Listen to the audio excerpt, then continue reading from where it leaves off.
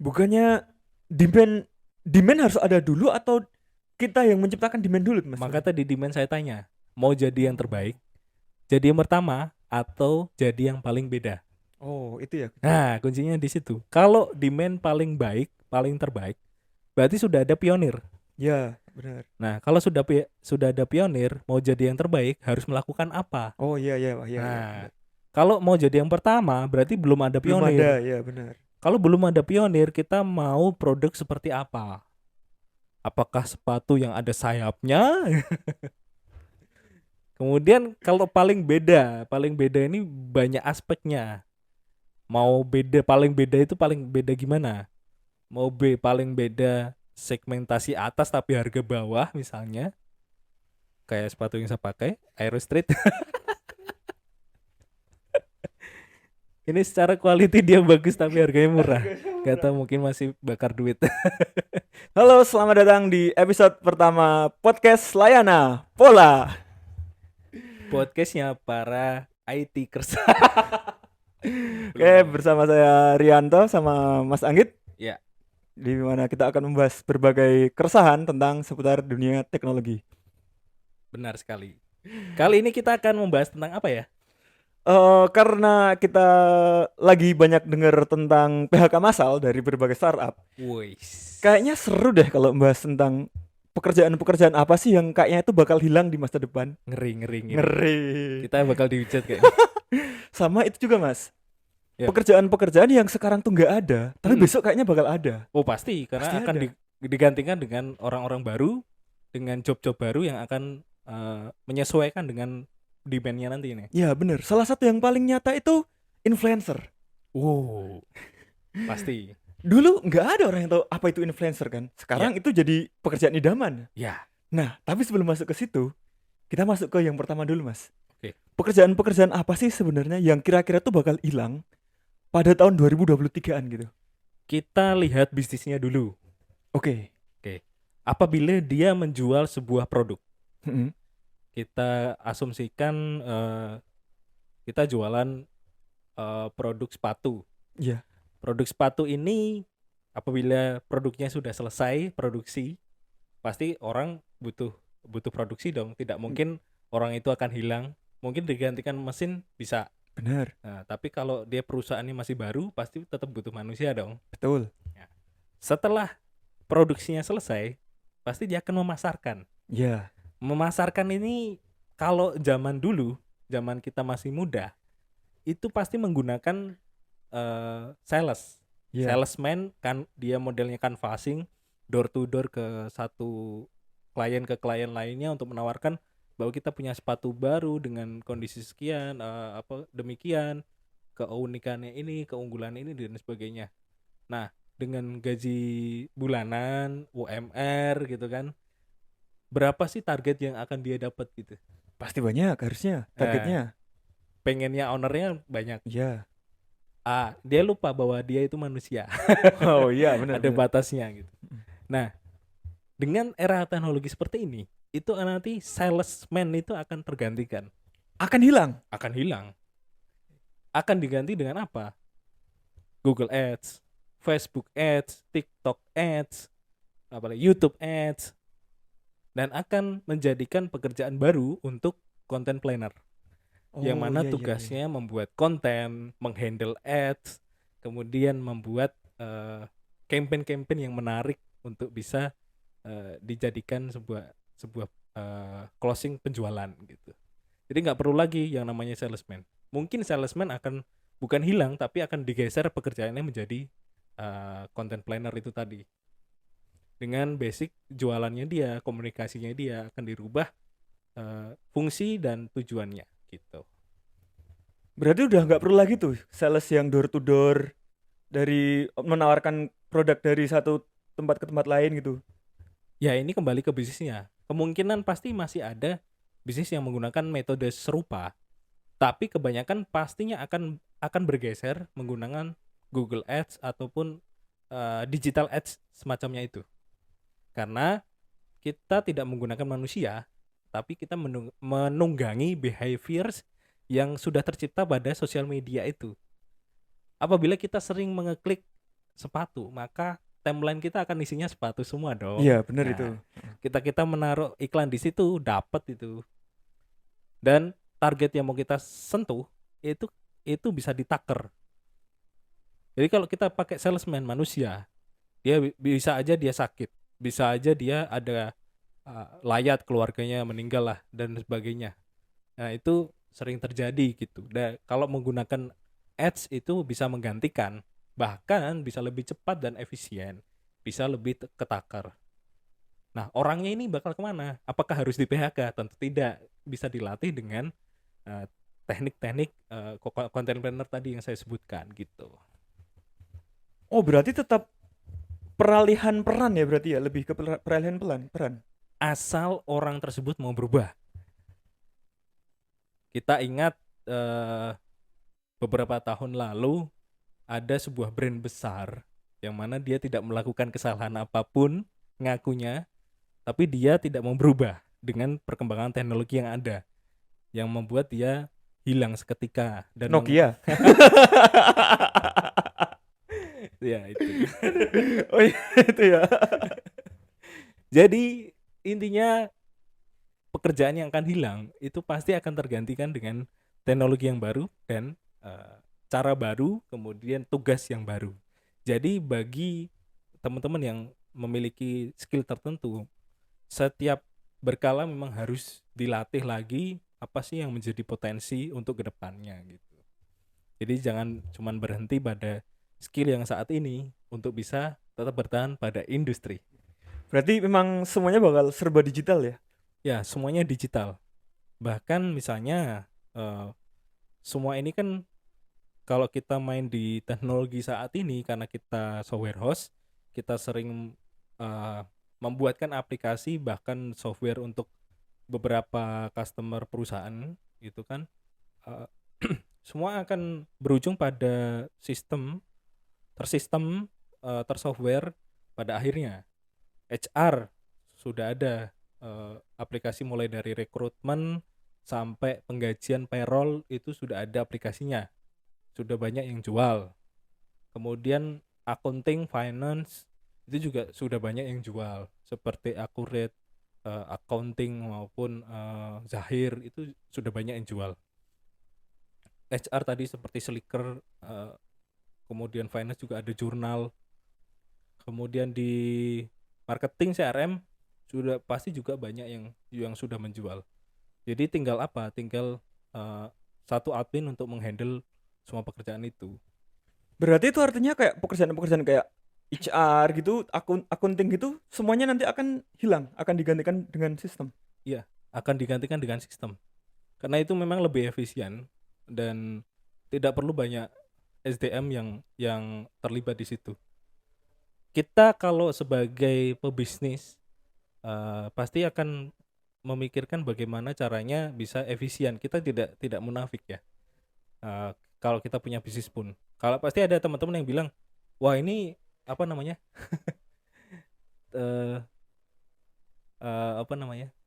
tidak pro pada masyarakat kecil gitu kan. Sebenarnya pro juga. Dalam arti apa? Kalau bisnis ini kita kolaps, maka kita juga tidak bisa menggaji teman-teman pada apa standarnya gitu. Benar. Mau nggak mau kan ini bisnis harus berjalan. Iya. Semakin hari UMK semakin naik, kemudian demand-nya kalau nggak ikut naik atau penjualannya nggak ikut naik, itu juga akan jadi bumerang juga. Jadi adalah sebuah efisiensi produksi dilakukan, sebuah efisiensi operasional dilakukan demi apa? Demi tercapainya target bersama gitu. Orang yang pada akhirnya di PHK atau dirumahkan bagaimana? Ya mau nggak mau memang harus memiliki skill baru pada ekonomi yang akan mendatang pada misalnya 2025 atau 2030 atau 2040 mendatang. Itu kita harus juga melihat skill-skill apa sih yang harus dibutuhkan untuk masa mendatang. Nah, berarti kan kalau misalnya pekerjaan-pekerjaan kayak tadi itu memang sudah berisiko untuk di-cut dan digantikan dengan sistem, berarti kan kita harus beradaptasi dengan teknologi yang akan datang, yang maksudnya pekerjaan-pekerjaan yang mungkin akan ada. Nah, kira-kira pekerjaan-pekerjaan yang akan datang itu seperti apa, Mas? Ya, karena semua sudah tersistem dan kita sudah ada toolsnya masing-masing. Ya, lebih baik kita juga bisa mempelajari tools tersebut dan juga menggunakannya. Sekarang ini juga banyak startup yang bergerak di bidang edukasi. Mau pelatihan desain ada, mau pelatihan apa editing konten ada, mau pelatihan bikin script writing, copywriting ada juga. Mau apa? Semua sekarang bisa dipelajari di internet, di YouTube, di manapun itu kita bisa belajar. Nah, tinggal kita mencari pengalaman yang ada untuk bisa itu bisa menjadi value kita, tambahan value kita supaya kita bisa to the next level lah istilahnya. Itu. Karena yang bikin sulit itu berubah. Bikin sulit itu berubah. Ketika kita sudah nyaman di gaji tertentu, posisi tertentu, what's next-nya apa ya? Berkaca pada beberapa tahun yang lalu, saya pernah jadi HR manager sebelum terjun ke IT. Itu terus saya pikir-pikir lagi kan, tahun 2015. HR manager ini next-nya apa ya? Iya, benar benar Next-nya apa benar. ya? Apakah hanya gini-gini terus atau gimana gitu? Nah, waktu itu kan karena saya ngambil konsentrasi di IT, melihat peluang bahwa dunia software sedang bergerak. Mulai dari waktu itu saya ngambil ERP untuk berjualan ERP, kemudian sekarang di aplikasi. Nah, kenapa demikian? Karena semua akan menggunakan teknologi pada akhirnya gitu. Jadi teman-teman kalau misalnya saat ini ada pada skill dan jurusan atau kemampuan yang basic untuk korporasi, kemudian tidak didukung dengan teknologi, nah itu harap hati-hati dan juga dipersiapkan untuk menimba ilmu yang lebih untuk masa mendatang supaya tidak kaget dengan perubahan yang begitu cepat gitu. Iya, benar. Itu sih. Oke, Mas. Itu kan kalau tentang pekerjaan-pekerjaan yang bakal hilang dan bakal muncul. Nah, buat panduan aja nih buat buat jaga-jaga untuk teman-teman kita yang ingin mengantisipasi hal itu akan terjadi. Kira-kira itu bidang apa di seputar digital yang layak untuk dipelajari dan sepertinya itu akan bertahan lama, Mas? Ya, tentu kita harus melihat diri kita. Kita potensinya ini ke arah mana sih? Apakah ke arah kreatif atau ke arah hal yang lain? Itu perlu dipelajari. Dengan didukung dengan teknologi dan tools-tools yang sudah ada di pasaran. Itu juga perlu dipelajari. Nah, kalau di apa ya, perumpamaan yang paling dekat itu adalah content writer, script writer, kemudian editing video, editing foto, konten, sosial media. Jadi pekerjaan-pekerjaan itulah nantinya akan sustain di masa mendatang. Kenapa? Karena semua perusahaan, semua startup itu pasti cara komunikasinya dengan customer atau cara mereka berjualan pasti tidak luput dari penggunaan sosial media, penggunaan YouTube, penggunaan website gitu. Yang mana mereka pasti membutuhkan sebuah konten untuk mengedukasi. Itu salah satunya itu. Berarti konten ya, semuanya serba konten. Salah satunya itu. Salah satunya itu. Salah satu segmennya itu. Itu kan masalah mengedukasi, masalah awareness, masalah bagaimana kita menyampaikan product knowledge ke customer gitu. Nah, ada juga yang berkutat masalah operasional perusahaan, operasional startup itu. Itu pasti juga punya lahannya sendiri seperti apanya gitu. Nah, itu juga perlu dipelajari. Saya tidak bisa memberikan tidak bisa memberikan contoh secara rinci per segmen-segmennya apa saja yang perlu dipelajari, tapi itu memang harus dimulai.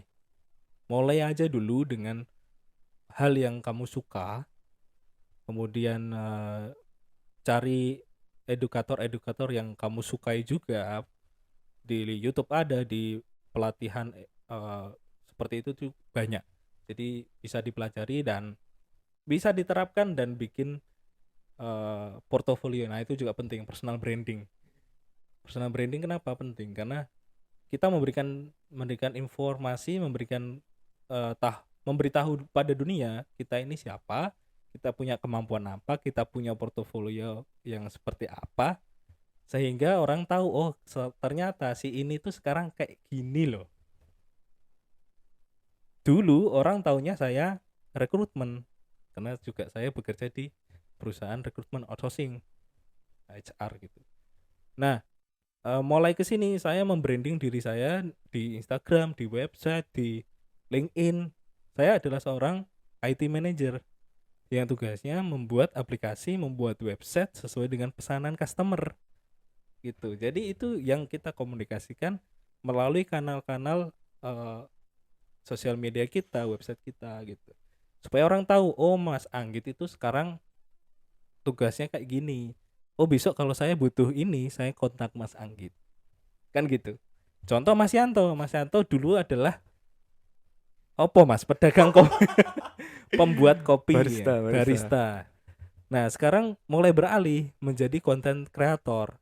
Jadi Mas Rianto juga sekarang harus membrandingkan diri sebagai itu untuk memberitahu kepada calon-calon customer bahwa Mas Yanto sekarang bisa loh membuat konten, portofolionya ini dan sebagainya macamnya. Contohnya seperti itu. Gini Mas, kalau programming gimana? Dunia programming. Orang yang ingin mulai mencoba belajar coding tapi nggak punya basic sama sekali karena tahu kalau programming itu punya potensi. Ya, itu programming juga masih sustain ya, nggak akan mati juga. Yang membedakan adalah setiap tahun pasti ada teknologi baru. Nah, itu masalahnya, Mas. Nah, itu. Banyak sekali programmer ini yang switch dari A ke B, teknologi ke C lagi, macam-macam. Ada salah satu contoh teman kami ya, awalnya dia belajar web programming dengan teknologi Laravel ataupun CI gitu. Tapi semakin kesini dia menarik mempelajari tentang React.js, React Native gitu. Nah itu menjadi peluang. Kenapa? Karena populasinya belum banyak dan permintaannya banyak. Jadi populasi yang sedikit dengan demand yang tinggi, dia bisa mengambil bargaining power, hargaku sekian gitu. Itu juga pintar-pintar ngambil peluang juga sih. Dan juga pengalaman. Karena dia bisa switch itu karena juga ditawari kan. Mau nggak ini ada potensi gini? Oh ya wis mau gitu kan. Kalau dia nggak mulai pada saat itu, jadi apa dia sekarang? Gelandangan kan? Berarti kan itu artinya kalau orang baru yang ingin mulai dunia programming itu bakal susah banget dong, Mas. Mulainya harus mempelajari dengan bahasa apa gitu kan susah, Mas. Tidak juga, tergantung dari sebenarnya ini gimana ya ngomongnya ya. Pintar-pintar bergaul. Komunitas ya? Iya, Pinter-pinter komunitas. punya komunitas ya. Ya. Dan juga bahasa pemrograman itu basisnya banyak. Ya. Jadi yang kalian suka aja. Yang jelas programmer itu tidak bisa bekerja sendiri. Betul. Ya, kita sebagai backend developer misalnya pakai Laravel atau pakai Node.js, ketika kita membuat tampilan depan itu menggunakan React.js ataupun Angular misalnya gitu. Itu bisa dikerjakan sendiri. Tapi kalau sudah berhubungan dengan aplikasi, itu biasanya membutuhkan partner. Apalagi nanti kalau dia butuhkan desain, itu juga butuhkan partner. Tinggal kalian itu sukanya yang mana? Apakah kalian itu sukanya mendesain aplikasi, berarti ke UI UX designer. Kalau kalian suka membuat coding di aplikasi mobile, berarti kalian bisa ke React Native, bisa ke Flutter, bisa ke Kotlin. Ketika kalian sukanya berkutik pada web base gitu, maupun PWA, berarti kalian bisa ke PHP basic, kemudian frameworknya menggunakan Laravel ataupun React ataupun Node.js dan sebagainya macamnya, banyak sekali teknologi. Jadi kita banyak pilihan, dan bagaimana teman-teman ini memulainya dari mana dulu bebas lah. Yang penting dimulai dulu aja, nanti demand itu akan mengikuti dan karya kalian lah yang akan berbicara gitu. Karya pertama pasti jelek, sudah pasti Sudah jelek. pasti itu ya. Sudah pasti jelek. nggak ada yang sempurna lah. Tapi dari karya pertama itulah kita akan mempelajari sesuatu. Sesuatu apa itu? Yakni kegagalan. Oke. Mulai dari kegagalan ya malah ya. Dari kegagalan itulah kita tahu, oh kita harus melakukan evaluasi dan menjadi lebih baik. Oke, tadi kan sempat bahas programming nih Mas. Nah, Ya. misalnya nih ada seseorang yang ingin membuat startup. Ya. Kan seperti yang tadi kita bahas kan kita harus mulai untuk meminimalisir orang karena memang pekerjaan-pekerjaan itu sudah bisa digantikan dengan sistem gitu kan. Ya. Nah, jadi untuk idealnya itu jika ada yang ingin membuat startup, harusnya butuh tim seperti apa aja sih, Mas? Startupnya dia startup apa? Apakah startup jual produk atau startup digital atau apa? Jual produk dulu misalnya. Oke, ketika dia jual produk sepatu lah ya, produk sepatu dan dia startup, yang perlu harus dipikirkan masalah produksi, supply, dan demand. Ada 3 unsur itu yang berkesinambungan. Supply-nya ada nggak? Yang punya bahan bagus, yang punya bahan murah, ada nggak? Misal dari Cina, dari mana? Dari Uzbekistan. Kemudian produksi, kita punya nggak orang yang expert di bidang produksi sepatu? Apakah orang Cibaduyut? Apakah orang Gunung Kidul? Itu harus dicari. Yang ketiga adalah demand. Ada nggak demandnya ini? Misalnya sepatu apa yang mau dibikin? Apakah sepatu sneakers lokal? Apakah sepatu untuk ekspor? Apakah sepatu kulit? Atau sepatu apa spesifiknya? Yang mau disasar proyeksinya untuk apa? Apakah kamu ingin menjadi yang pertama? Apakah ingin menjadi yang terbaik? Atau menjadi yang paling beda? Nah, itu rumus itu yang akan dibuat. Nah, dari situ akan ketemu ini suppliernya siapa, produksinya, timnya butuh seperti apa. Kemudian untuk demandnya ada enggak, di handle dengan apa, dengan konten copywriting seperti apa, campaign seperti apa gitu. Jadi saya tidak bisa menggambarkan berapa tim yang akan terlibat, tapi yang pasti 3 unsur itu harus memenuhi syarat. Bukannya demand harus ada dulu atau kita yang menciptakan demand dulu, Mas? Maka tadi demand saya tanya, mau jadi yang terbaik, jadi yang pertama, atau jadi yang paling beda? Oh, itu ya. Nah, kuncinya di situ. Kalau demand paling baik, paling terbaik, berarti sudah ada pionir. Ya, benar. Nah, kalau sudah ada pionir, mau jadi yang terbaik harus melakukan apa? Oh iya. Nah, kalau mau jadi yang pertama, berarti belum ada pionir. Belum ada, ya benar. Kalau belum ada pionir, kita mau produk seperti apa? Apakah sepatu yang ada sayapnya? Kemudian kalau paling beda ini banyak aspeknya. Mau beda, paling beda itu paling beda gimana? Mau paling beda segmentasi atas tapi harga bawah misalnya, kayak sepatu yang saya pakai, Aero Street. Ini secara quality dia bagus tapi harganya murah. Gak tahu, mungkin masih bakar duit. Sorry Pak CEO. Gitu. Jadi kita harus mengambil segmentasi itu. Apakah produk ini, setiap produk pasti punya keunikan sendiri, itu pasti. Setiap produk pasti punya pricing sendiri, itu pasti. Setiap produk punya demand-nya sendiri, pecintanya sendiri, itu pasti. Yaitu yang harus dicari. Nah, kalau startup teknologi, Mas?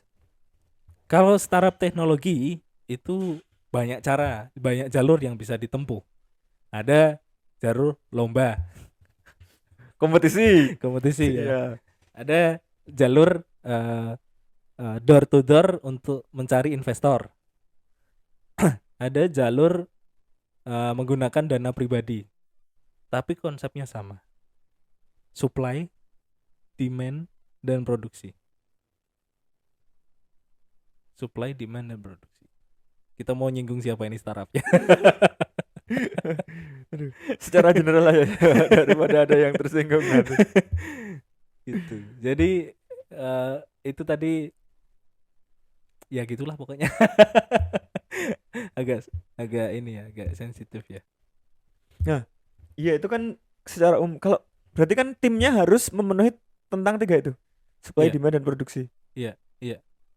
Entah yang balik ke sepatu, entah produksinya itu tadi dia menguasai pengalaman di bidang pembuatan sepatu sebelumnya gitu, dan menggunakan misalnya sudah bisa menggunakan mesin atau bisa punya teknologi tertentu gitu.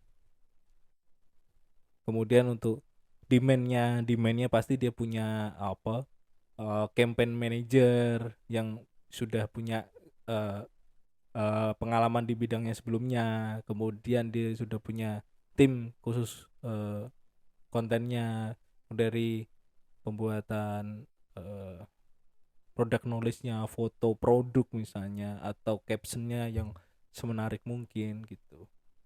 Karena ada yang produk itu yang cuman di foto doang sudah bagus. Ya, heeh. Ada yang produk itu perlu penguatan copywriting. Mm-mm.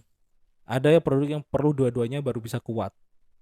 Nah, itu uniknya mempelajari sebuah produk desain.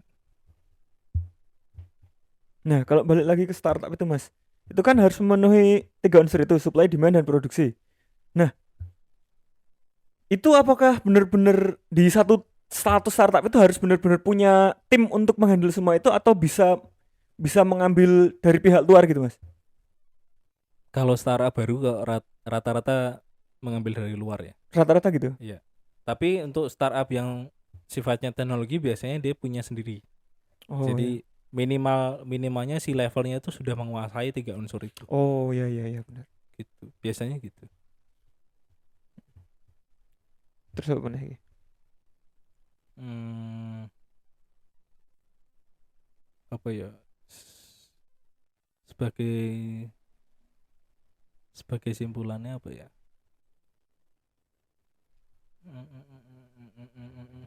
Karena ada dua sudut pandang Ya. dari sisi pekerja harus gimana untuk menghadapi tahun 2030, harus bagaimana, dan ada sudut pandang bagaimana pebisnis baru atau pebisnis lama untuk bisa bertahan. Itu yang jelas untuk para pekerja itu tadi harus upgrade skill, upgrade diri, perkuat personal branding supaya ketika terjadi perubahan yang massal, yang masif, kita sudah siap dengan perubahan itu dan sudah punya skill baru untuk bisa dicoba di pekerjaan yang baru.